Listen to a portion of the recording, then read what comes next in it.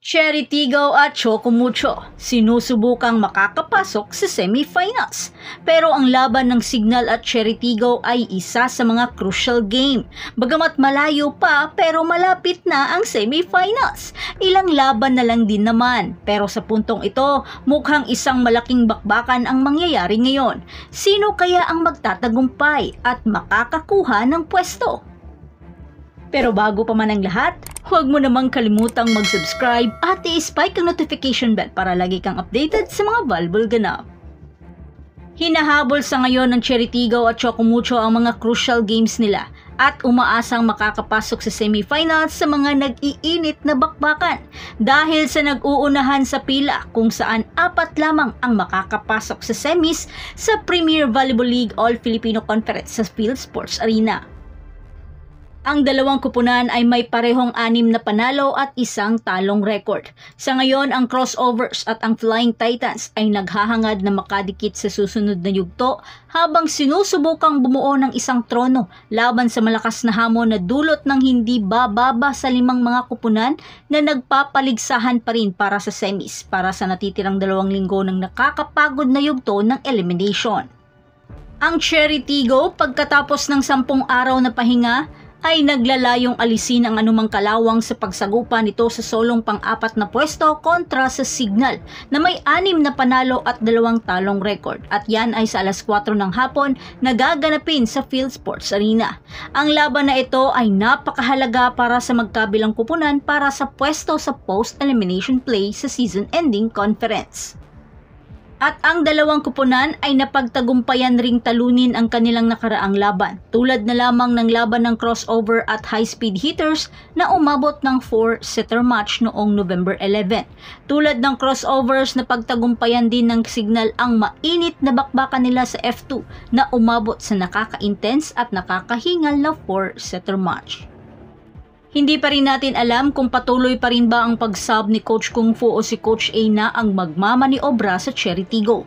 Gayunpaman, magiging isang malaking adjustment ito kung paano na naman balansihin ni Coach Kung Fu ang kanyang mga manlalaro, lalo na ngayong may marami silang deep bench dahil sa pinagsamang futon noon.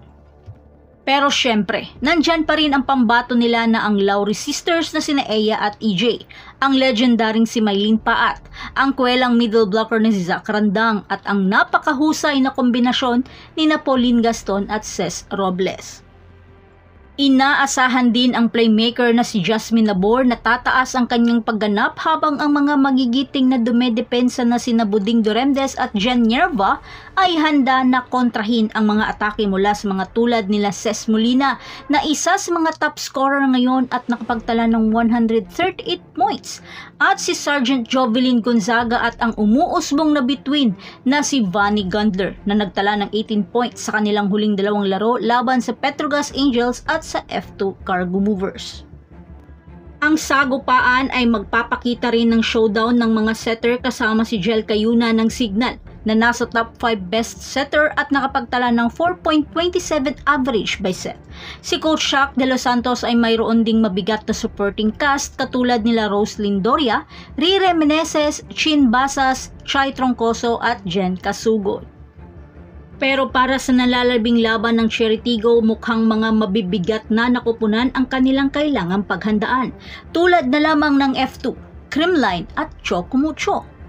Sa alas 6 naman ng gabi, ang laban sa pagitan ng Choco Mucho na naglalayong makamit ang pampito nitong panalo laban sa F2 Logistics, habang ang Cargo Movers ay muling bubuhayin ang sarili dahil sa sunod-sunod nitong pagkatalo na naglagay sa kanila sa pang-7 pwesto na may 4 na panalo at 4 na talong record kasama ang Petrogas at Akari Chargers. Kailangang walisin ng F2 Logistics ang huling 3 laban nito para magkaroon ng pwesto sa huling semis berth sa tournament.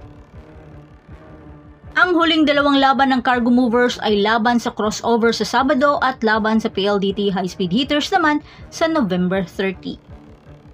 Samantala, inaasahan ng Angels na makakakuha na sila ng panalo dahil medyo nababahala rin ang mga Angels sa mga sunod-sunod itong 4 na pagkatalo. Kaya sa susunod nilang laban ay laban naman sa mga batang kupunan na Farm Fresh Foxes. Pero di rin dapat i-underestimate dahil nangunguna sa top scorer ngayon si Trisha Tubo na nakapagtala ng 140 points at matutunghayan natin yan sa 2:00 ng hapon. Sino kaya ang magwawagi at sino ang may pag-asang makakapasok sa semis? So that's it. Thanks for supporting this channel and please don't forget to like and subscribe and spike the notification bell para lagi kang updated sa mga volleyball ganap. And thanks for watching.